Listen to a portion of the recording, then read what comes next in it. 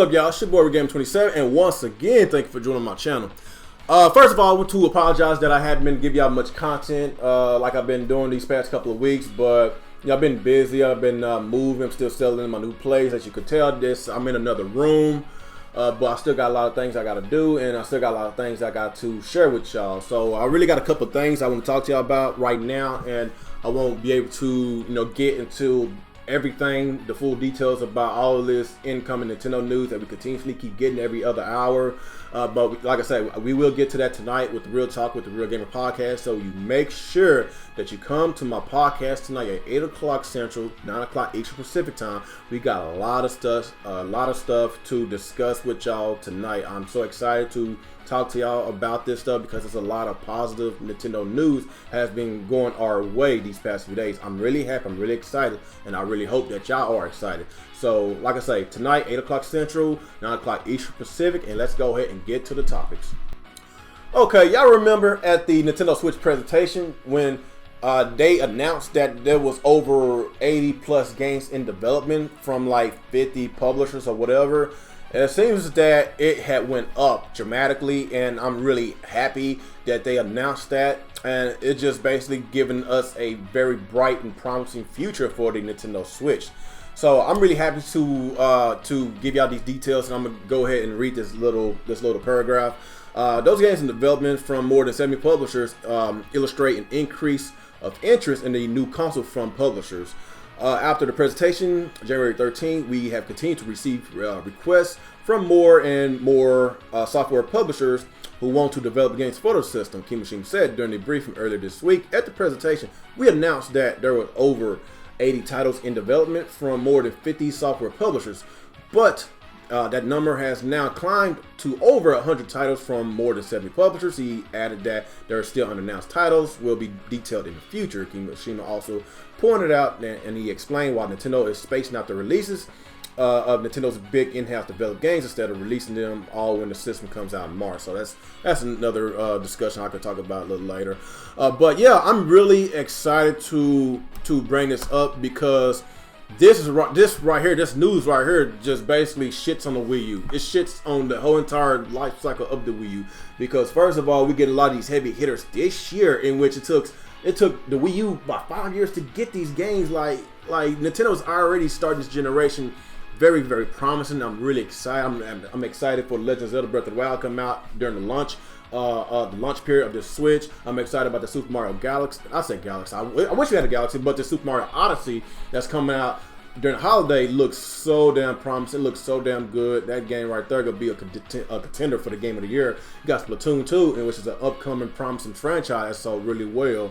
Xenoblade Chronicles 2 is it's a successor to the Xenoblade, in which is arguably one of the best all-time JRPG games. And of course, you got the Mario Kart Deluxe, and they basically did some improvements with it. It's instead of this game is at 720p, 60 frames per second. It's going to be 1080 60. So I'm really glad to actually play the Mario Kart game in 1080p, and plus they made the battle mode. They made it a lot better, made it worth playing, so I'm excited about that. They got some new characters and everything, so I'm really excited about these games that's coming out this year just from Nintendo. And we still got third parties that's supporting. You got the Ultra Street Fighter 2, which I'm really excited for them.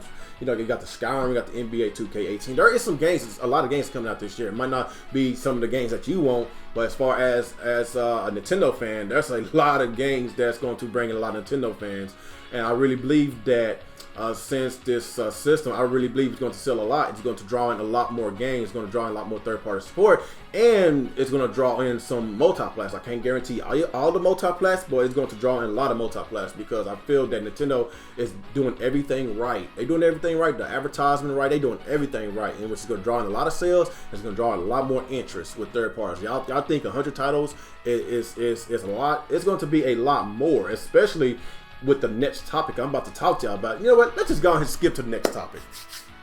Alright, y'all. This next thing I'm going to talk to y'all about is the Super Bowl ad. I know. It grabbed y'all by surprise as much as it did me, because we know Nintendo is not known to market their stuff like this. Because if you had a Wii U all through the life cycle, you know the pain that I went through. It was horrible.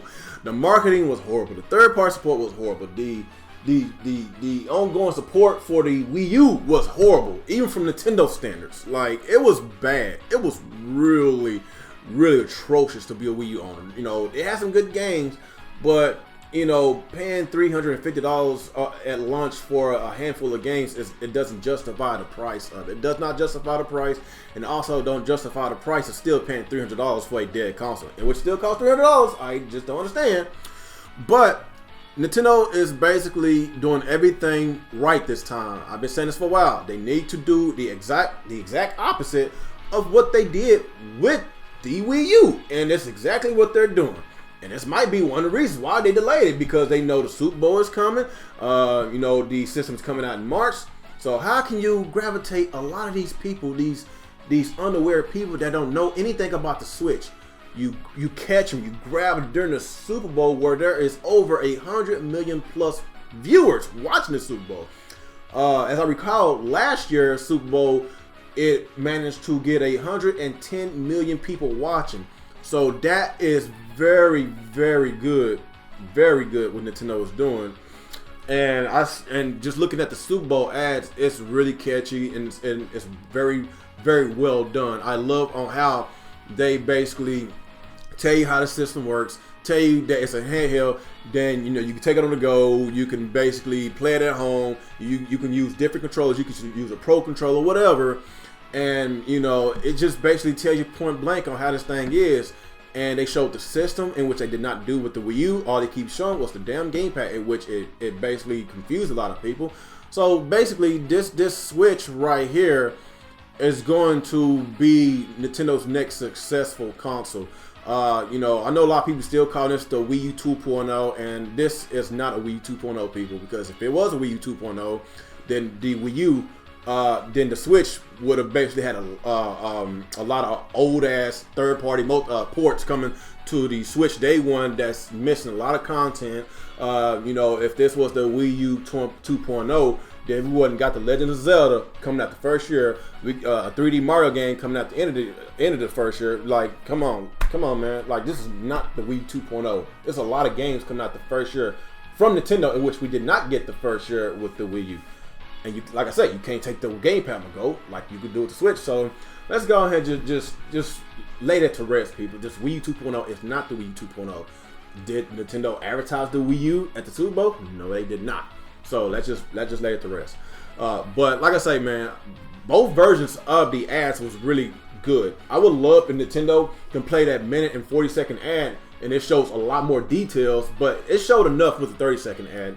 And on this article, it basically said how much Nintendo is paying for this ad. For every 30 seconds of the Super Bowl ad, it's going to cost you $5 million for 30 seconds, people. That is a lot of money. But honestly, I think it's going to be well worth it, because just looking at the pre-orders of the Switch right now, it's still sold out, and there's a huge line of people still waiting for more pre-orders to come up. And Nintendo is ramping up the production. You know, it's a lot more Switches is getting made right now, and a lot of people are just excited about it, because this is the first time that we can actually take our home console on the go. Like, come on, man. The last console that actually tried to do it was the Vita. It was the closest thing, you know, for a console experience on the go, but it failed miserably. And Nintendo is doing everything right this time, and it's going to generate a lot of sales. It's going to generate a lot of third-party support, and there's a reason why a lot more people is coming aboard to Switch with, you know, with these third parties, because they see a bright future with this. It's a bright future. You know, if first of all, it takes marketing. If you don't market your stuff, then third parties don't want to fuck with you. That's what happened with the Wii U. They did not want to market the system, and the only channels that they market this system was on Disney, Nickelodeon, Cartoon Network. Like, come on, Nintendo. Like, the study shows that the average age of the Wii U consumers was like 22 or 23. It was like mid-20s, something like that, mid-20s. So if you got if your audience is mid-20s average and up, mid-20s and up, then why you want to continuously and keep on advertising this system on channels that a lot of those adults don't even watch? These young adults don't watch. So that's why you see a whole bunch of people in their younger 20s, mid 20s, and mid to late 30s, because they was the demographic that actually bought the Wii U. So they going to transition that into the Switch. And of course they showed a couple of kids in the commercial, but let's just be real. Majority of the people was young adults. And that's exactly who's going to buy the system. It's young adults, young to maybe middle-aged adults. So that's another thing that Nintendo actually got right this time. And I'm really glad, I'm excited. And if y'all think these pre-orders numbers is insane, it's going to be lit. After the Super Bowl, I'm going to continuously and refresh my Google page, and I want to know, about the pre-orders with the Switch, because a lot of people will be aware after Super Bowl, and a lot of them is going to be pretty much angry because they can't get their hands on it. So it's going to be a huge demand for this console, especially after the Super Bowl. There's already a huge demand for it right now because us hardcore gamers, we the one that go online, we go to these articles, we know about this, so that's why it sold out pretty quickly, because there's a lot of us hardcore gamers out there that actually watch YouTube videos and go to M4G. But let's just be real, majority of the casual gamers buy systems and games more than the hardcore people. Like, we gotta remember, we are the minority, the casuals are the majority, and since Nintendo is going to advertise this to majority of the casuals, it's going to be insane. That's probably why Kimishima think that this might be a Wii type of success. You never know.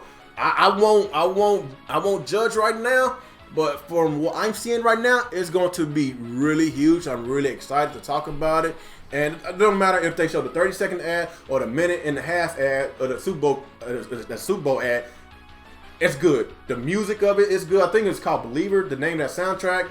And it's so intensive, that soundtrack is so intensive, it goes with the actual commercial, and it's just everything that they did with this commercial was so freaking solid, and I'm really happy and I'm really excited to talk to this with y'all. So like I said, guys, I got a lot more to discuss with y'all at tonight's podcast, with the Real Talk with the Real Gaming podcast, in which it's going to be at 8 o'clock Central Time, 9 o'clock Eastern Pacific. It's a lot of stuff to talk about, lots of positive Nintendo news. I'm really excited to talk to y'all about this. Y'all make sure y'all come by tonight.